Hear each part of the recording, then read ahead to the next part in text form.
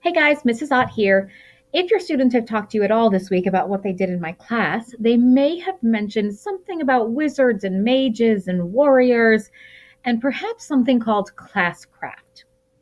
I want to take a few minutes and explain to you what that is all about, because you might be thinking, what is Miss Ott doing in her classroom? Are they playing video games? Well, kind of. In my classroom, we use something called gamification. Gamification is all about bringing gameplay elements into the classroom to increase engagement and motivation and just generally excitement about being here in class.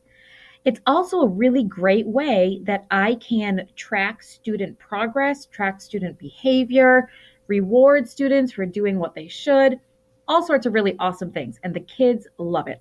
So, what I want to do is just take a few minutes to walk you through what Classcraft is all about and what kinds of things I can do and what your students can do in Classcraft.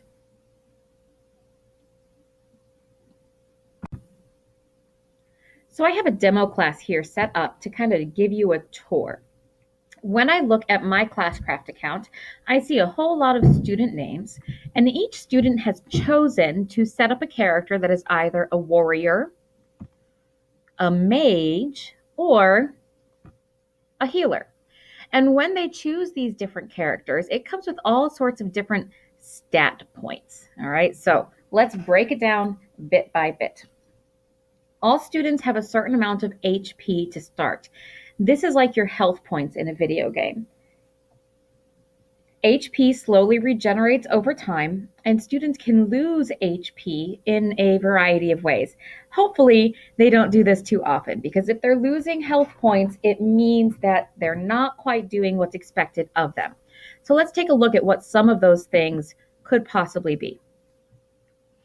Some of these do not apply to my class, like arriving late to class. They're going to be with me because I'm going to get them.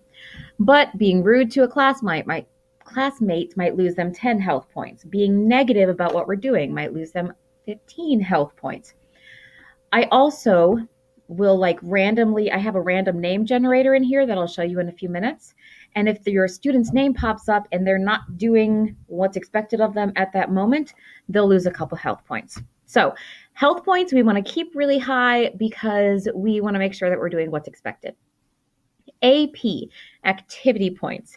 Students love activity points because activity points let them do some really cool things in the classroom. So depending on the character that they chose, the warrior, the mage, or the healer, they can have different powers that they select. For example, the healer can choose heal.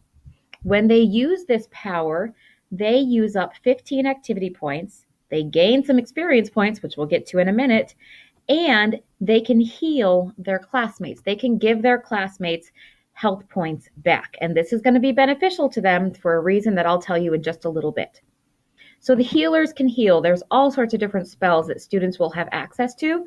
And as the game goes on, as our experience increases and we level up, students will have access to more and more powers. The last thing on here I want to show you is experience points. Experience points are what students do or what students get for doing what they're supposed to do. So some things they could get experience for might be doing what's expected of them on an assignment or helping out a classmate without being asked. Pretty much anything that you would want to see a student doing in a classroom, they can earn experience points for. They will also earn experience points for completing certain activities. So when we're working through a unit, when they get something done that they're supposed to get done, they can earn experience points for completing that task well. And then down the road, we'll also be bringing in some side quests, which I'll tell you about in a month or so. But that's experience points, health points, and activity points. The gold points, we don't have access to in class because that's the paid version and I'm not paying for it. But those are the stats that your students are going to be concerned about. A couple other things to show you on this. I have some classroom tools that I can use.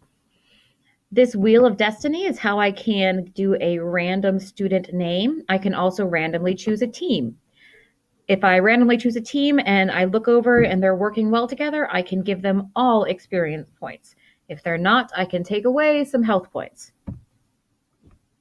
Another, and this is a favorite, students love this one, the random events. They think this is super duper fun. So every day, most days, we start out class with a random event. These can either be really, really great things or really, really terrible things for students. So, for example, if we were doing a random event here, a pirate's life for ye. So, all students or one team would be randomly chosen to get 150 experience points, and then they all have to speak with a pirate accent and call me the captain. So, that's a really fun one. We could also get bad luck and perhaps everybody has to donate 100 experience points to someone not on their team. So all sorts of really fun things that we can do with this. So in general, your students are in Classcraft. It's really a behavior management tool, but nested in this really awesome, fun interface that students get to interact with. All right, I hope that was helpful to you and makes some sense of what this Classcraft thing is all about. Talk to you later.